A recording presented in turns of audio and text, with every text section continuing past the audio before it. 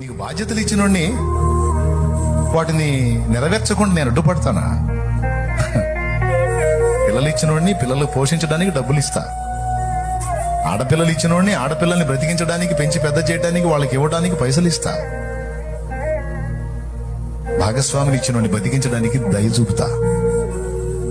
కుటుంబ జీవనాన్ని ఇచ్చిన వాడిని కుటుంబాన్ని లాగటానికి కావాల్సిన కృపనిస్తా.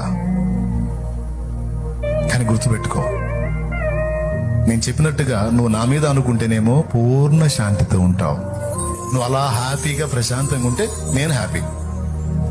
నువ్వు ఈ చెత్తంతా మీద అనుకొని నువ్వు దడ ఆయాసపడితే, నువ్వు టెన్షన్లో ఉంటే నాకు ఒత్తిడి. కాబట్టి సరి చేసుకో అని నీకై నువ్వు సరిదిద్దుకుంటే ఏం లేదు. లేకపోతే దేవుడు ఎంటర్ అయ్యాడంటే ఏబుకి యాకోబుకు పడ్డ డోసు పట్టిద్ది అవసరమా? నీకైనా నాకైనా అవసరమా? వద్దుగా. రైట్. చురుకైన వాళ్ళు చిన్నప్పటి నుంచి ఇంతే. మీరు కళ్ళు మూసి దేవునికి అప్పచెప్పుకోండి. నన్ను క్షమించు ప్రభువా, చాలా క్లియర్ గా నాతో మాట్లాడావు. Download ShareChat.